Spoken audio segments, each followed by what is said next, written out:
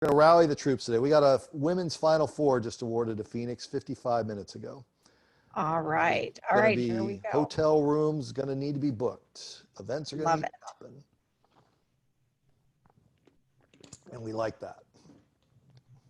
You guys are moving, I Welcome. heard. I know everybody is joining us. We are going to get started because we have a great lunch hour ready for you.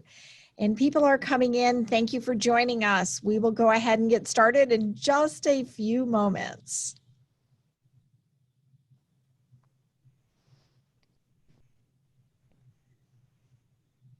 I should have had lunch delivered. That's what I should have done.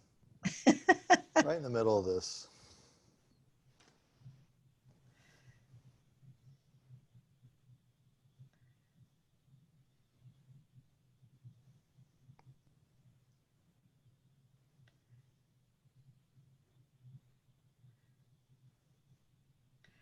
Welcome. Thank you for joining us. We are going to go ahead and get started. I know many of you are just logging on, and we'll be starting in just a few moments. And we have a great lunch hour planned for you.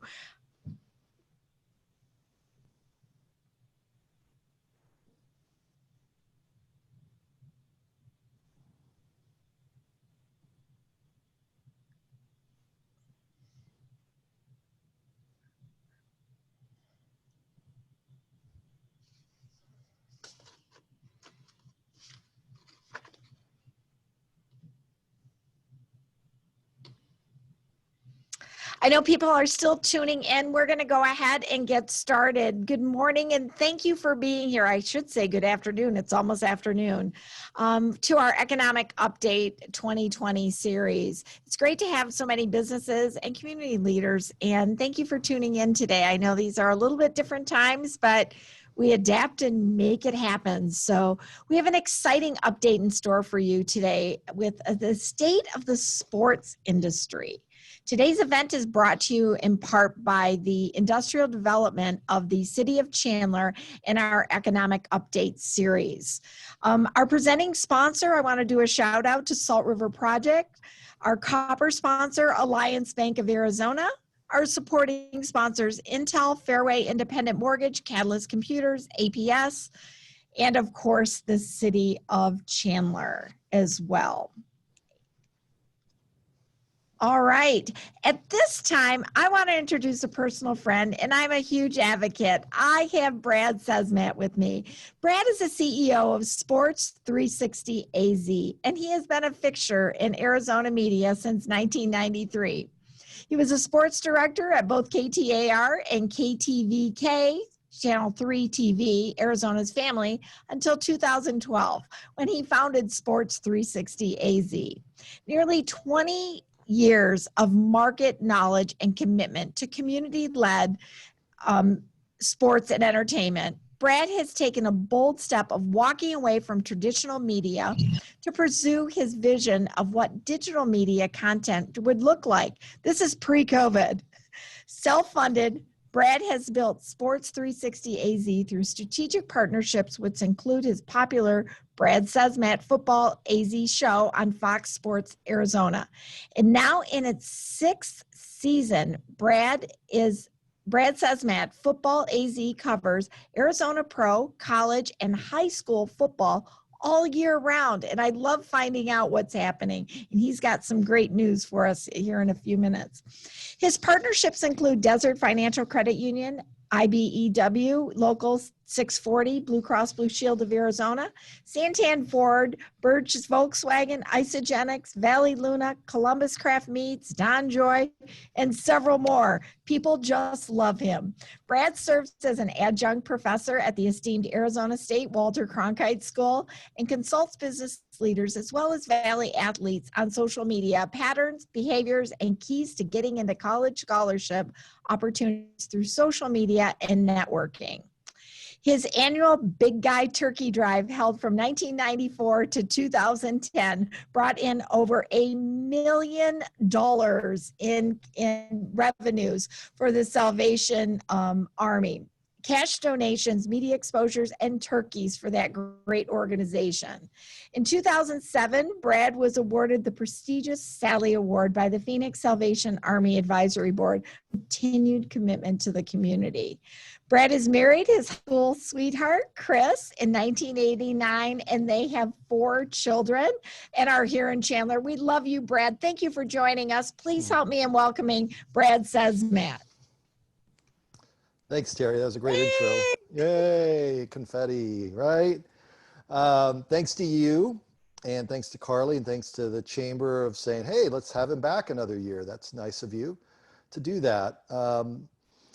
I want to talk today, and this is really on a motivational end for some. For others, it's just take a look at yourself and where you're at right now, and if you do need to pivot, are you making the most use of your time? This morning, guys, I don't know about you, I wake up every morning, my inbox is just jammed. And every day I'm looking into this green little dot doing my show. And there comes a point in time where you've got to take care of you. So this morning, and I've been trying to do this the last few Wednesdays just for a couple of hours, get up early and I'll go hike Santan Mountains and I'll take this and I will throw it in a lake. No, I won't throw it in a lake. I will take this and I will put it in my pocket and I won't check it for a couple of hours. And then I'll come back refreshed and relaxed. I thought today about what I wanted to speak to you about. There's so much that is happening on a sports end. It's not just wins and losses. Jerry Colangelo, years and years ago, when he owned the Suns and I came here in '93, I hosted Jerry's weekly show. It's really interesting. Here's a guy that owned the Suns, and people would call in and say, Mr. Colangelo, I sit in section 110, and I had bad popcorn and a flat soda the other night. And Jerry would say, you call my office tomorrow, we'll get that figured out. And then I saw in the vision of getting downtown in Phoenix with the Diamondbacks and the commitment to community with hotels, so on and so forth. And he had said to me many times, he said, sports is not just about the games. It is about the fabric within the community and these businesses that will benefit from having sports. And I took that to heart. In the space that we're in right now, sports pretty much was wiped out in April and has come back some here in October. There's actually too much sports on television right now. Was it the other night? I had Monday Night Football and I had baseball playoffs, or Sunday night, and I had game 5 of the NBA Finals. And it was all going on at the same time, and there's just no way that everybody can pay attention, but you look at the ratings, and it's almost 30 million people that took time out of their schedule on a Sunday night to watch one of those 3 events. By contrast, 60 Minutes had about 7 million people that watched that. Doesn't mean it's not important, it's just people do care what goes on in sports. So here we are in Chandler, and I look at the news cycle of today. About an hour ago, it was announced that Phoenix has been given a women's NCAA Final Four. I think that is terrific. I think it's 2026 that came down. I've got so many stories going on today, but regardless, it is coming here, and we're going to have another mega event. Next month out at Phoenix Raceway, it is the final race of the championship in the Chase Cup points race. That is now with the new 202 going around the mountain, much easier for people to come and stay in hotels in Chandler and businesses in Chandler and be a part of it. Not this year in terms of fans coming out there, but in the future to look at, and this is what I want to emphasize, to look at these mega events that do come to Phoenix and how Chandler can benefit from those. But it's not just the mega events. On a high school level, next week, Hamilton High School, and some of you went to Chandler, and some of you will never like Hamilton, okay? I can't help you on that.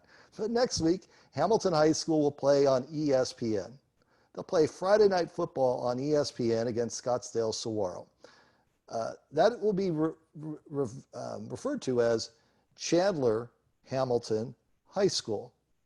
It will be referred to as Chandler Hamilton High School many times in promotional announcements around the country.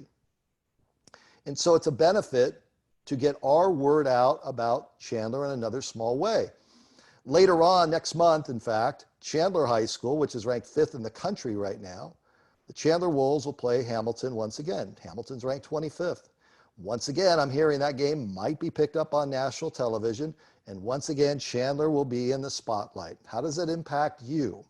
You probably say, well, Brad, that doesn't really impact my business, but it could. If you're in a space where you're looking to go out and get your brand out right now, it's a perfect time to look at schools. It's a perfect time to look at sports that is local. I'm not saying to go look at the pro sports or the college sports, and they're important, don't get me wrong. But it's very important, I think, on a grassroots level to say, okay, we are supporting this high school in this, and I'm not just saying football, in anything. It could be band, it could be drama. There's so much talent out here in the Chandler Unified School District. We've been in the CUSD for over 20 years with our 4 kids. As they've handled COVID, they've handled it much better than other school districts have, in my opinion. I'm sure some of you may feel differently.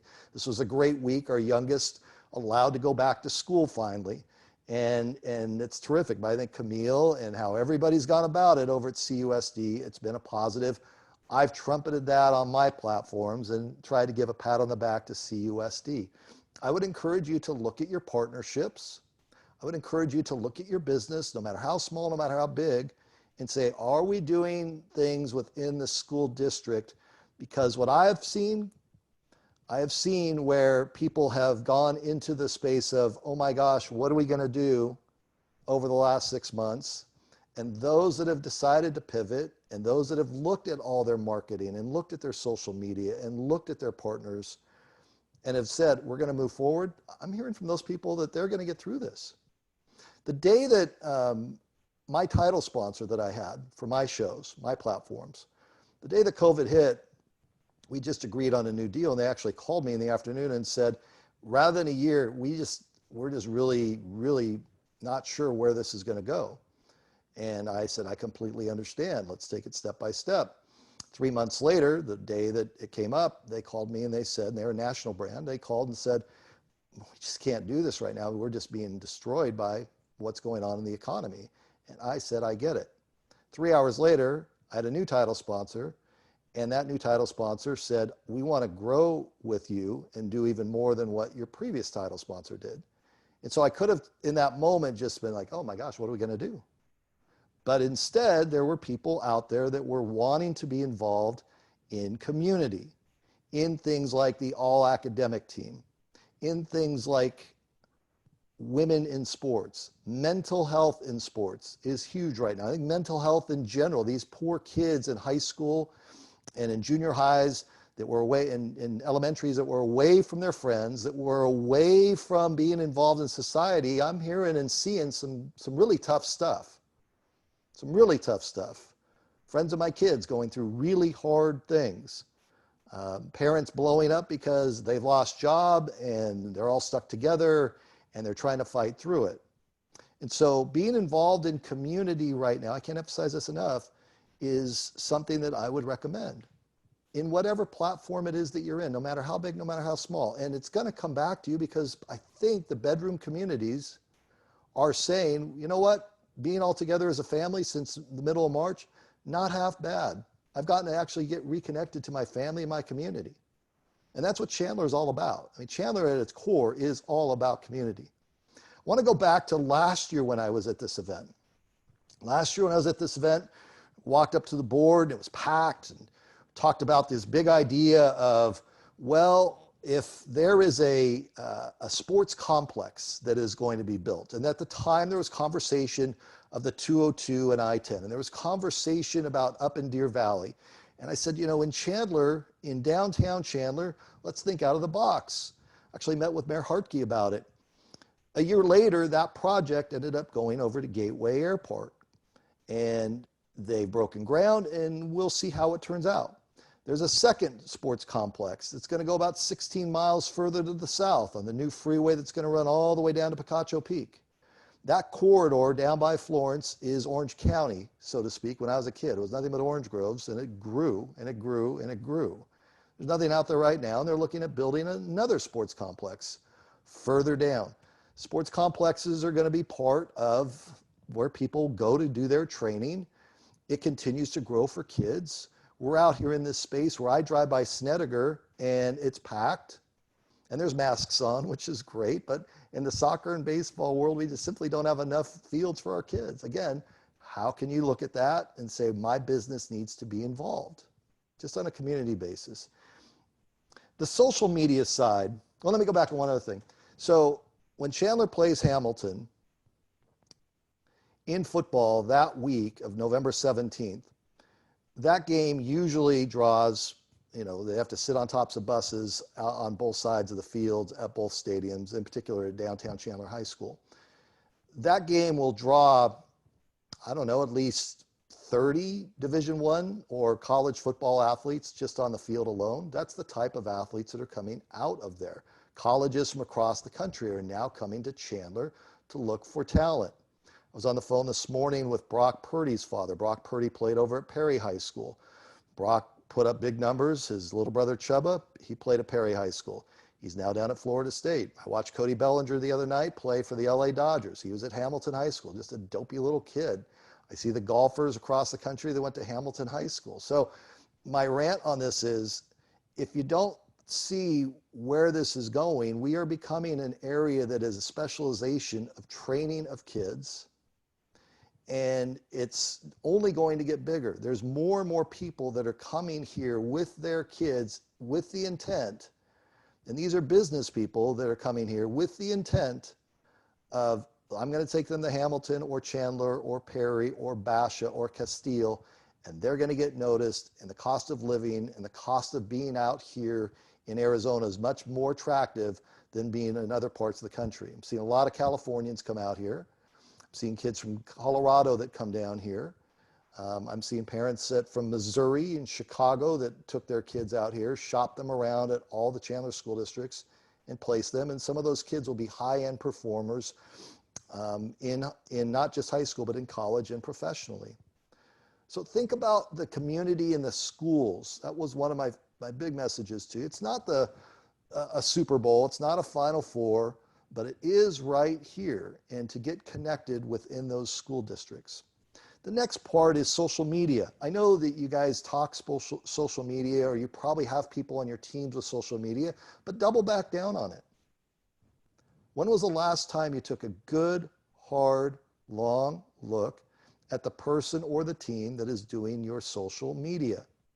And are they just putting out some tweets? And are they just putting up some pictures? When was the last time you updated your LinkedIn? When was the last time you used LinkedIn? Is growing by leaps and bounds, and it's where businesses are connecting. If you're not on LinkedIn, get on LinkedIn. I have no shares in LinkedIn. I have no dog in the fight. I'm just saying LinkedIn is extremely, extremely effective.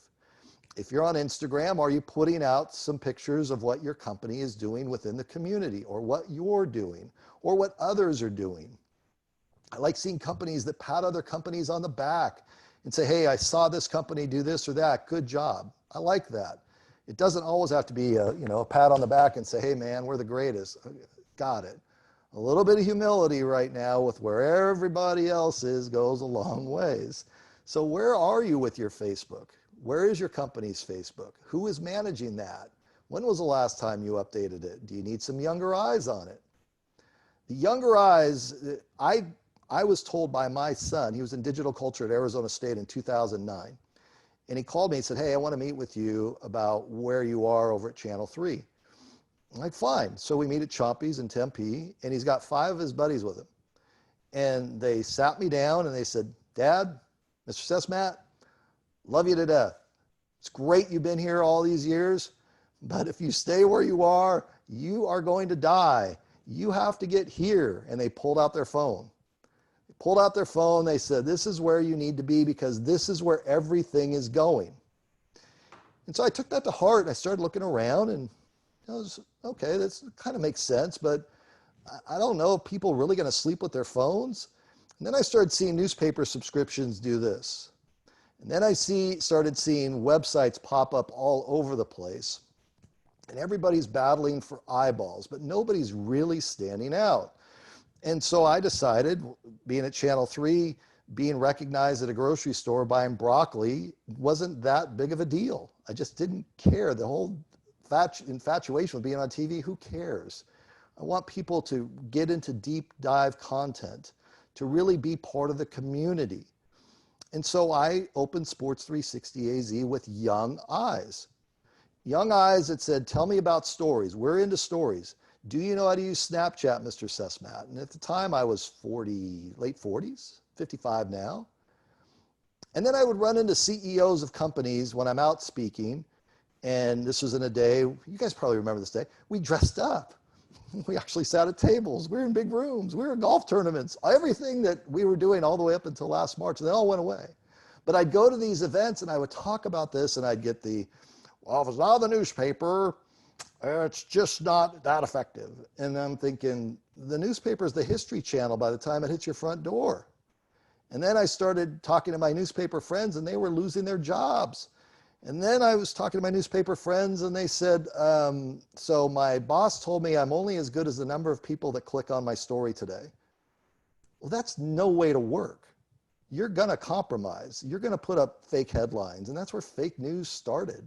You're going to be that guy or female reporter that puts things out that you're just simply trying to get people to click so that they can go to an advertiser and say, well, look at all these clicks. And so I had to come to terms with that. It's like, okay, if we're going to chase clicks, then I just should open a dating site. I'll get millions of clicks. It doesn't mean they're any good, okay? So in my space, I understood that we are Sprouts and Whole Foods in a world of Walmart. I'm sports. We're never going to be, I don't want to be ESPN. Don't want that. I am Sprouts and Whole Foods. That is my space. I'm going to tell you about the kid next door. I'm going to tell you about the kid next door who is able to do this, that, or the other. I'm going to do community projects. We're going to do deep dives on players that you see on a Friday night, and then you'll see on a Saturday, and then you'll see in the pros. We're going to do female sports because it's completely an unlevel playing field. If the Phoenix Mercury do something, anything, it is all the way down at the bottom of clicks. It's never going to be NFL, but that doesn't mean you can't do it. I have 2 daughters.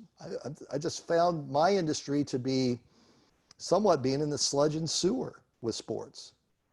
I mean, anybody can go do NFL. NFL is something you can do all day long. So my point on this is I opened this understanding that I had young eyes that said, this is what you need, and we'll help you get there. We'll help you build it.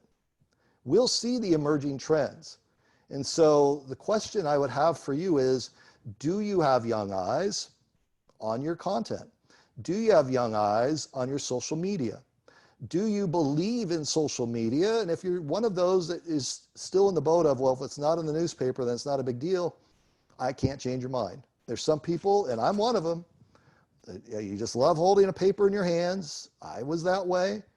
I still subscribe to certain papers across the country every morning. I just click on them, I read them. That is effective, that is my comfort.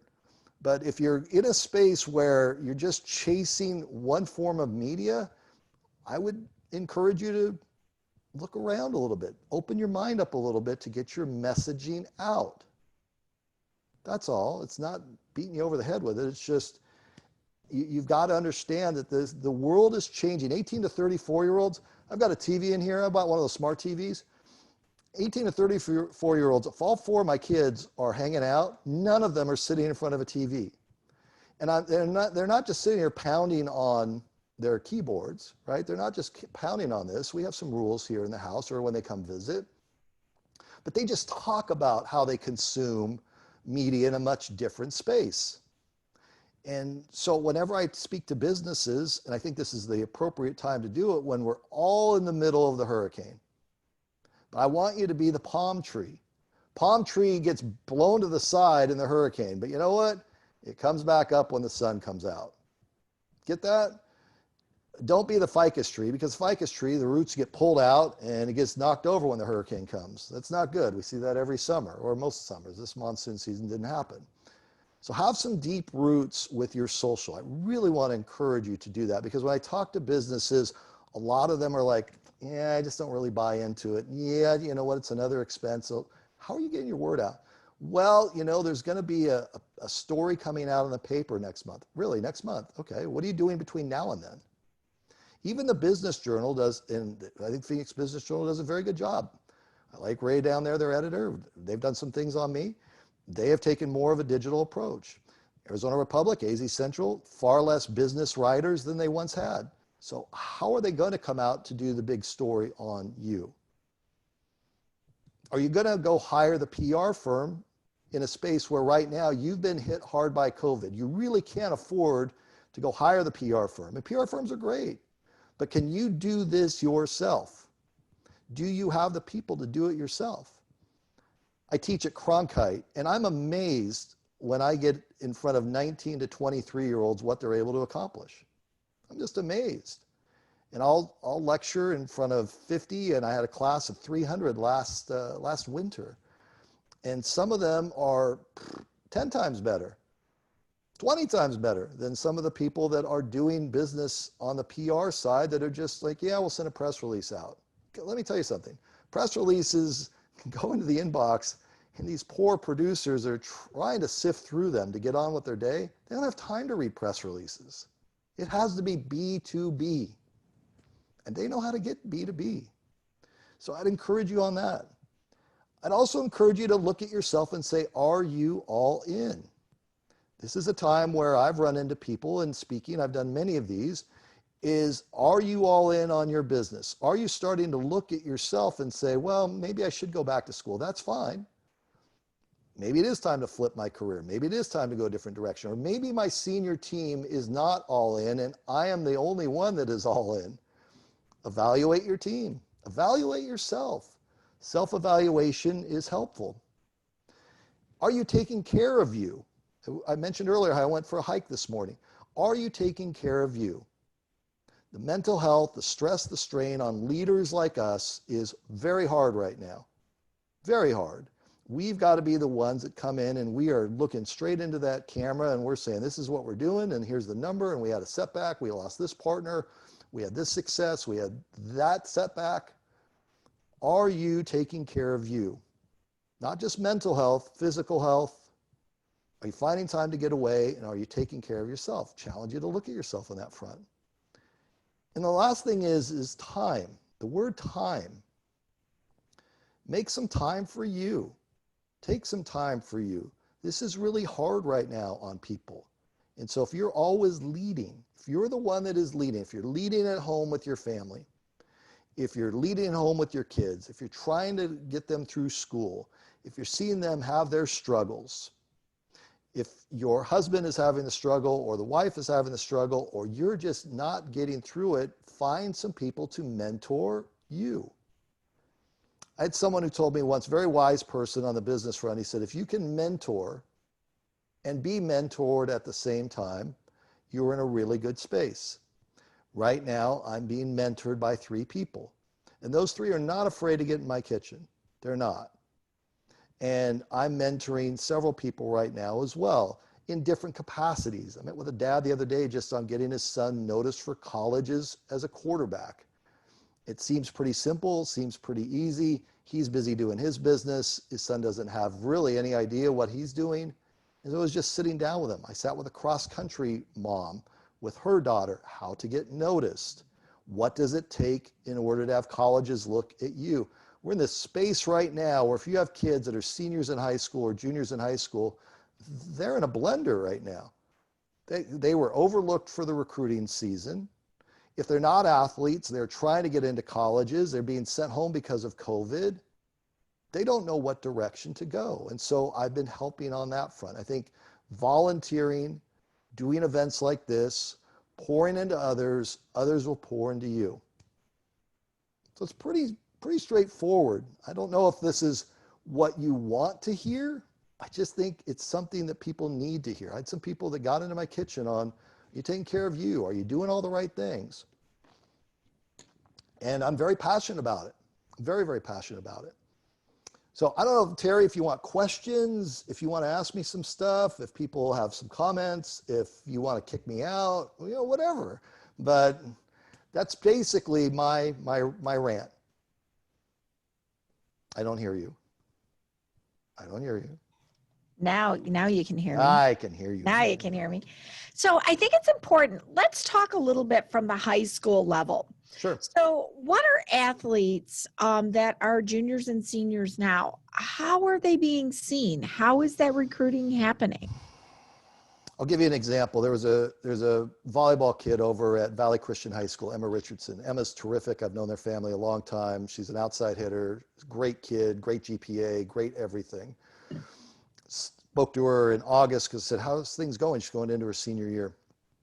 And she was just struggling, like almost melting down. And she went back to her club coach, because a lot of these high-end kids have clubs that they play for.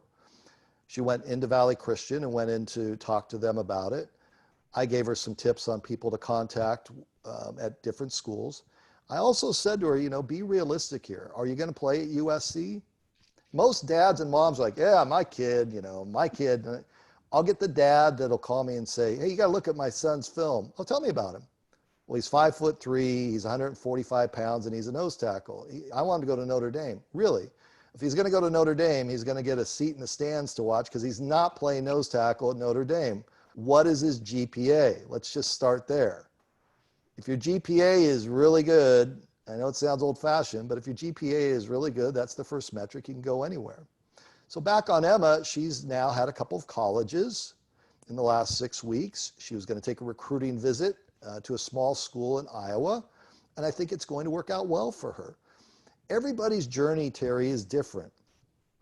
The dad or the mom or the family member that see the kid at Oklahoma thinks everybody can go to Oklahoma to play football. And you have to understand that you may not have the measurables. You may not have the height, the weight, the size, but everybody's journey is different. Aaron Rodgers, the Packers quarterback, went to a community college. When I hear people say, oh, my kids could never go to a community college, and I'm like, look, you're trying to impress the neighbors across the street who don't even like you.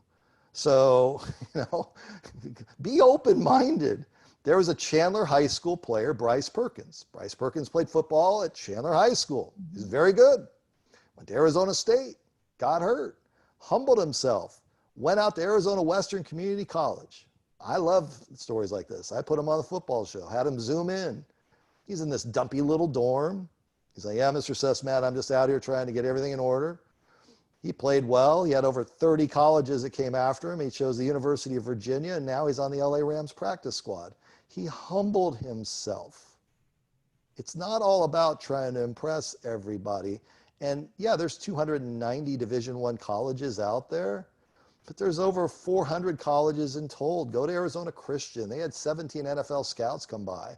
Go out to Ottawa University. They had 18 NFL scouts come by. If you want to keep playing football, keep playing. You want to keep playing girls volleyball, keep playing. You want to go around cross country, keep playing. So the part of getting noticed, it starts with our parents being realistic.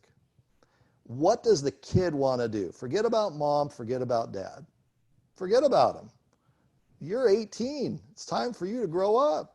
I was sitting with a quarterback the other day, and we're just sitting there having some wings. I said, give me your top 10 schools. He wrote down the 10 schools. He has an offer from a school already, and he didn't put that offer down on the sheet. I said, well, you already have an offer. Where's this school? He's like, yeah, well, I really want to go to BYU. Okay, BYU has a lot of quarterbacks. You can go on a mission for a couple of years. Are you really ready to go? His second choice was ASU. And I was just walking him through it like, you do have some options. If you want to go to BYU or ASU, good luck. But it's your senior year. You're 8 weeks away from letter of intent day where you sign the dotted line. Have some expectations that are realistic. So I would say to you that the juniors and seniors, the class of 2020 and the class of 2021 are lost on so many levels on trying to figure out where they're going to go next and how they're going to get there and who is going to encourage them along the way. I think Rick Garrettson over at Chandler High School does an amazing job every year, and Sean Aguano before him. Every year, they'll place 20, 25 kids. You'll hear about the big names, but you don't hear about the little story of the kid going to some small college up in Utah, and he still had college paid for. And the fact that Rick goes and works, and Sean works, and Mike Zadepski over at Hamilton works, and Bobby Newcomb at Castile works so hard to make sure these kids, and Preston Jones and Coach McDonald over at Basha, just talking football, it's not the top 5, it's the top 15, 20 That's what's important. It is that undersized 5'10" wide receiver who still plays at Arizona Christian University, and he gets his college paid for. Why would you not want that? So we're talking a lot about college football and high school recruits. So let's talk about from an economic standpoint. Obviously, these colleges have been affected by this, and with the whether it was the Big Ten or the Big 12, making that decision on whether they were going to play. We're even seeing it at the professional level. They're starting to play, and then it's getting pulled back. Can you touch on that a little bit? And what are these seasons going to look like going forward? Okay, so COVID. I'll just tell you on the high school end and then into college and pro. So on the high school end, there are parents that are trying to keep their COVID positive tests quiet, and kids are still playing football even though they're COVID positive. Chaparral High School has yet to play a game this year because they had kids that tested positive for COVID and they were still practicing, and it went through the school. And there's that segment of this isn't real and it's going to go away after the election. It's not a political statement, it's just fact. There are people that believed that. Well, these high school games are getting wiped out. And I don't know how they're going to make it through a season unscathed. I really don't. Hamilton was supposed to play this Friday night. Chaparral was their opponent. Game's wiped out. Hamilton next week plays on ESPN against Saguaro with one less game under their belt. Actually hurts them, I think. They'll still play the game. I think, on the college end, Arizona State, this is a very complex story, Terry, but Arizona State in the Pac-12 conference. So the Pac-12 covers the state of Washington, state of Oregon, California, and Arizona, and Utah and Colorado. So you have 5 different states with 5 different ways of what their beliefs are, 5 different medical groups, all trying to come up with the same answer. And it didn't happen. Like I have friends in California saying, you guys are playing high school? Yeah, we haven't even gotten we're not even going to play until, so the rules in California, and I got so frustrated with the high school, and I actually went down to Ducey's press conference in August and said, are you going to address high school here at all? Because other governors are addressing it, and he's like, well, it's up to David Hines and the AIA. So I'd go back to David Hines, the head of the AIA, and say, well, what are you going to do? Well, it's up to Governor Ducey. So we were all frustrated in August and September. On the college end, ASU is supposed to open up play and U of A in the Pac-12 on November 6th. We'll see if we make it through unscathed. Some people are like, well, wait a minute. You're playing football, but how do you keep kids on campus? What do you mean we don't have kids in school, but we have football going on? And that was my thing. Arizona high school marching bands were canceled in July. But we're going to try to play football? So I'm not a sports guy, I'm a community guy. Marching band's important. Marching band's really important. You can't tell the people in band, hey, by the way, football's going to happen. That's how you cause problems on campus. That's how you have friction with parents saying, well, wait a minute, I'm a band mom, band dad, and they're trying to force football in. Fortunately, in the Chandler School District, cooler heads prevailed. I've been out at high school games on Friday nights. The band is out there. The public address announcer is constantly reminding people to keep their masks on. I've seen people ejected, which is good in my opinion. And at the end of the day, it's about the kids. It's not about us. Not about us, about the kids. Are the kids able to get out and mentally get themselves right? On the pro end, we're seeing the NFL right now. Last night, there was a Tuesday night NFL game. It's never happened. Why is that? Because we have cancellations after cancellations after cancellations. And so will the NFL make it through their season? The NBA is not going to start until January. It usually starts now. We're seeing this whole shift in the sports calendar where people were really comfortable watching the Masters every April. Guess what? The Masters is next month after the election. Right? So they're moving things around to try to get them all in because people do want to consume it. And I'm pro-community. I am not pro-sports. There's a big difference there. I am pro-community. I don't have to sit there and say, well, we have to play these games. I think it's very healthy to play those games, but I'm more concerned about our community coming out of this. It's a big difference. And I've had some parents get really mad. I can't believe you're not siding with the coaches and the players. Well, there's coaches and players that don't want to play. They just won't say it publicly. I can't tell you, there's right here in this district coaches that said, I really don't want to play. I'm really uncomfortable. But if I say that, then my kids will leave the program and I'll lose the team. And that's really unfortunate. It's really unfortunate. Couple more questions. Do you have a prediction on when fans will be able to go back to their favorite sports games in person as it was before? So again, it goes by municipalities. Here in Maricopa County, I know that the Diamondbacks are fighting like crazy to get some fans in the stands in late September. It didn't happen. I don't know if they would have enjoyed being at the games because the team was not good, but that's my own personal opinion. They'll get it turned around, I hope. I've heard the Cardinals are going to have fans. I know this Monday night, Cardinals play at Dallas. They're going to have 25,000 fans in the stands in Dallas. They had 25,000 fans in the stands last week when they played the New York Giants. So again, it goes off of individual municipalities. My prediction on that, I'm no doctor. I'm not Fauci. I hear where teams are trying to figure out a way to get fans in. The ratings of games of sitting at home are flat. In certain markets, they're way up. Yeah, if you're in Cleveland, the Browns stink every year. They're 4-1. Of course, there's going to be more enthusiasm. Here in Arizona, our ratings are, they're good. They're not bad. The crowd that says, sports is going to get hit by this COVID, no, I don't think so. The numbers say differently, and you can parse numbers any way you want. But I think for now, Terry, the next month to 2 months, it's still going to be, what does each municipality say? Where's each municipality going? And the Cardinals have been on the road so much, it may be a benefit for them because they're going to have more home games in December. Oh, good. Does that make sense? Okay. Yep.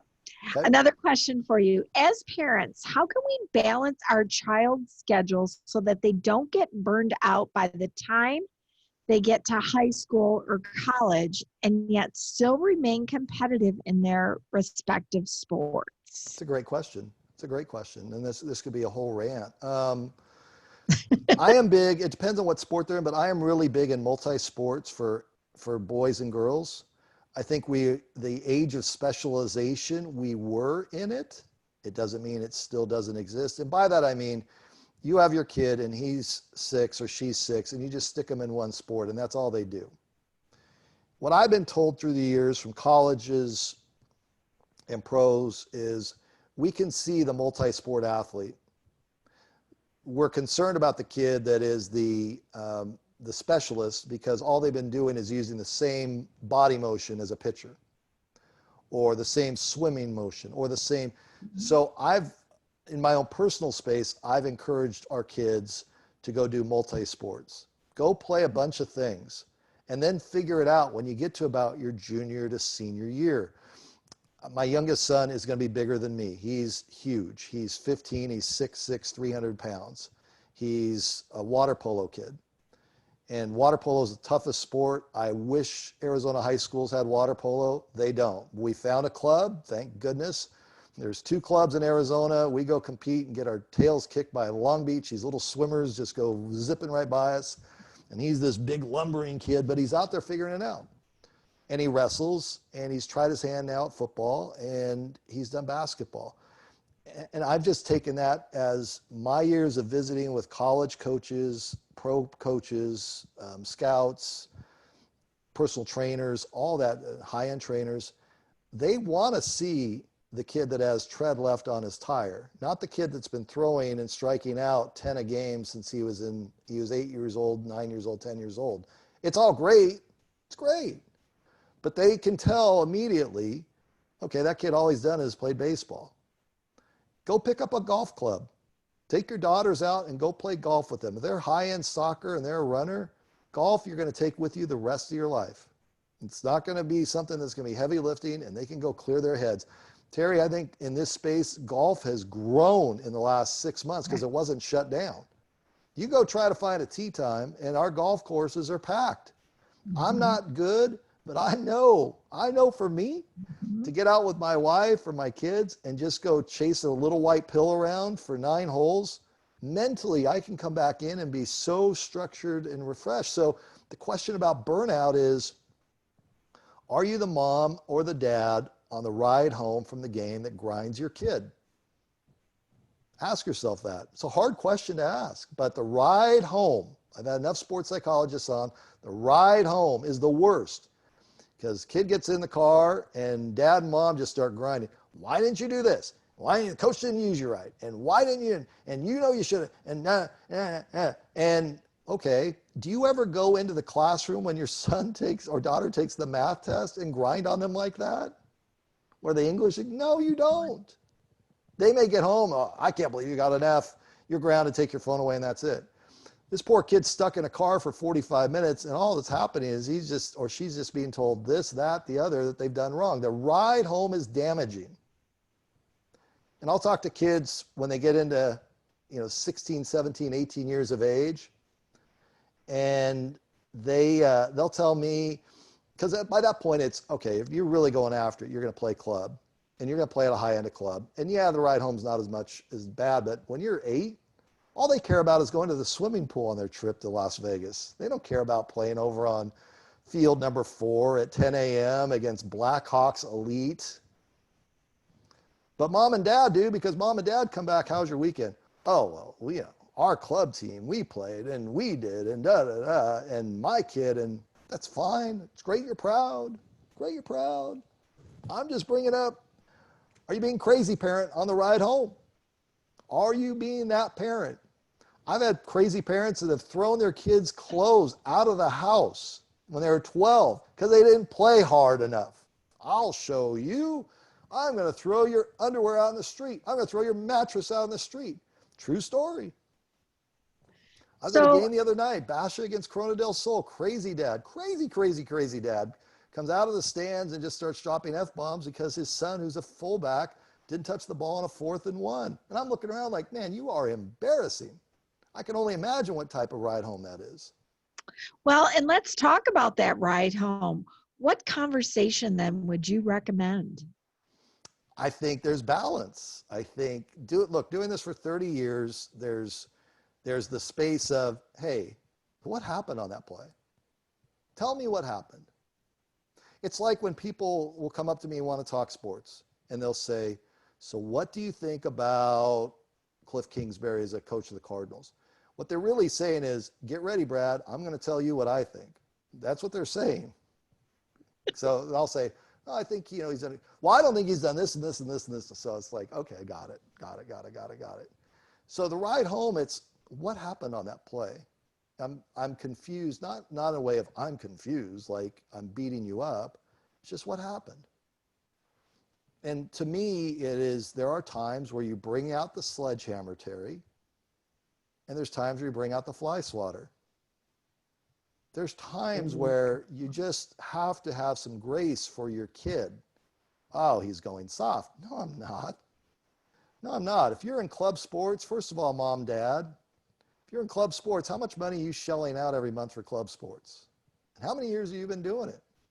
And if your kid doesn't play in club sports, are you sitting there saying, oh, we wasted all this money and all this time, and honey, why are we doing this? And we could be having our weekends being in Vegas. We can go to Cancun, we can go anywhere, but we're putting all this money in this club soccer thing, this club basketball thing, and he doesn't even really like it, and she doesn't really like it. Well, she might be a late developer. Have you ever thought of that? He might be a late developer. You ever thought of that? There may be some things going on in his friend group. You ever thought of that? Well, I just want to see results. The kid's 9. Okay? So, and it doesn't mean that you don't evaluate where the coach is in all this or where the club is. I'll see parents that will move like physically. One in particular I remember, we're in Chandler, we're playing soccer, really good team, but we're not playing in some league that travels every weekend out to California. And so crazy dad is telling me, yep, this just isn't good for, this isn't good enough for us. We have to move. We have to move. So they move, and within 6 months they were divorced. And then I ran into him, and he's like, yeah, I should have never done that. So think about where you are as a parent in this whole deal, because it goes fast, guys. It goes so fast. You may have a stud 6-year-old, but let them go swim. Put a golf club in their hand. Go have them try everything. Go have them wrestle. Wrestling's a great sport. And female wrestling is one of the fastest growing sports. Mm-hmm. E-gaming. I know you guys don't like gaming. I know many parents are like, yeah, they're on this too much. Okay, I got it. But e-gaming is one of the fastest growing sports. There's college scholarships. There's $500,000 contracts for kids that game. I'm not saying to go do that, but I think interacting with their friend group in this day of COVID, in this day of if you have a cough or a sniffle, you are sitting home. Go play your game and have some fun with it within reason. So it depends on where each kid is. If you're the single, I grew up with a single mom, okay? I had a single mom. Dad took off. And my mom did everything possible to make sure that I was able to go do sports because I had an interest in playing. I had an interest in talking and broadcasting, all that. And so my mom, right down to having food stamps and begging at the counter for a Sports Illustrated. I still remember that as a little fourth grader. Okay, I remember that this day. And fortunately, the lady let it through. Can my son get this Sports Illustrated? I know it's not covered under food stamps. True story. So in your space, if you're that single parent and you're the ones trying to carry both roles, it's hard. It's hard enough with two parents. But when you throw your kids' clothes out in the street, or you tell them, you know what, you're no good. You know how much money we put into you? You know we just wasted a whole weekend on you? That's damaging. Why would a kid want to keep doing that? So I will see the kids that will start rebelling around sophomore, junior year in high school because all they've been doing is grinded on. They don't even like doing it. And I don't think parents want that. Does that make sense? Yeah, absolutely. You know, you brought up about multiple sports, and everybody knows that I'm originally from Traverse City. And I remember the Marley boys Yeah. that actually they played football and basketball. In fact, when they went to Central, they played obviously basketball, but you would see their father still on Friday nights at Traverse City St. Francis. He was on the chain gang. Yep. He owned the local barbershop in town, and he was on that chain gang. Even though his boys were playing basketball, they had to make it because they got to that point.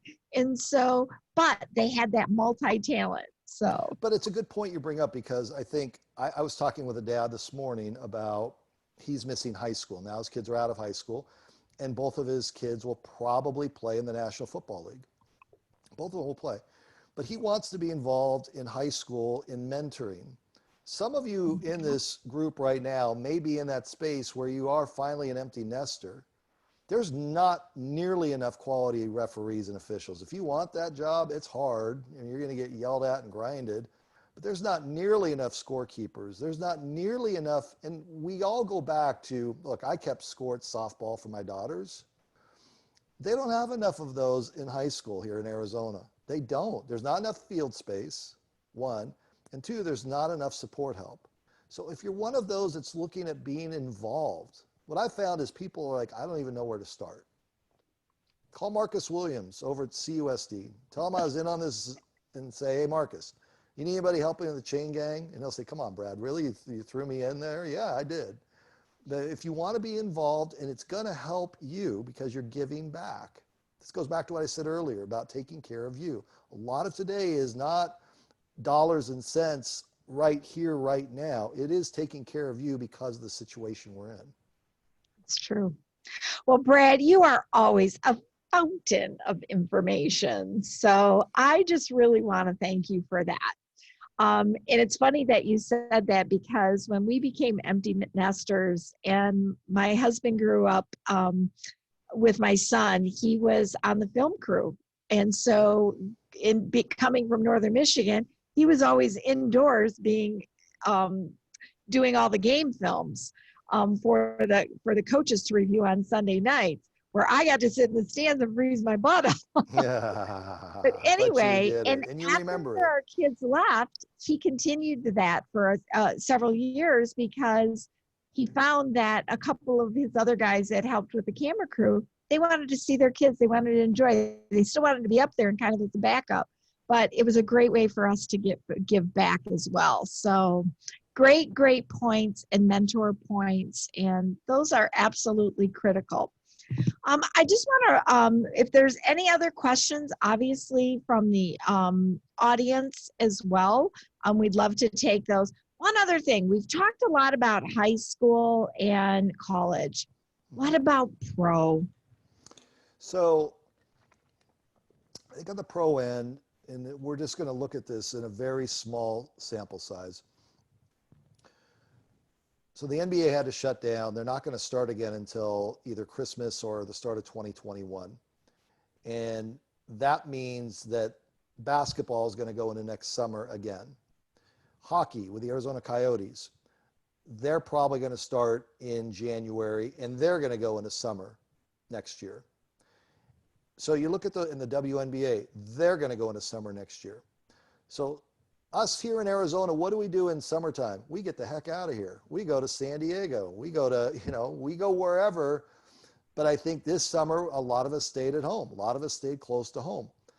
Will it be the same next summer? And there's going to be some things to do indoors. You're going to be able to go see NBA basketball. I think the Suns are finally turning the corner after 10 years of incompetence. And the NHL is, the Coyotes have a new ownership group, but there's going to be local things to do here. There is. Terry, I brought up incompetence because, come on, man, 10 years for the Suns not making the playoffs. Those of us that have been here more than a few years, the last Suns playoff game, now you got me rolling. The last Suns playoff game was May 27th, 2010. I don't know about you, but I had hair on my head in 2010. That's too dang long. That's ridiculous to go that long without a playoff game if you're the Suns. Oh, Brad, you always make me laugh because first of all, I learned something new every time I talk to you, and you always make me laugh because you just lay it out there. And you're right. You just said it. Everybody else is thinking it. You said it. And that's what we love about you. Well, Brad, I want to thank you for your time today. Sure. You have been absolutely amazing. In fact, I got a text message that somebody wants. He said, "How can I get a hold of Brad?" So if somebody wants to talk to you, how do they get a hold of you? Okay, best way is through email. I'll give them a Okay. chance to write something down. Get something to write with. Get your pencil. And Get your pencil. Get your pencil. It's Brad, B-R-A-D, at sports360az.com. Brad at sports360az.com. And I also just put that in the chat there so everybody can have it, and then we'll send that out to those people. Brad, thank you. Keep your heart. You are about community, and because it's about bringing everybody together for the common good. So I really thank you for everything that you do.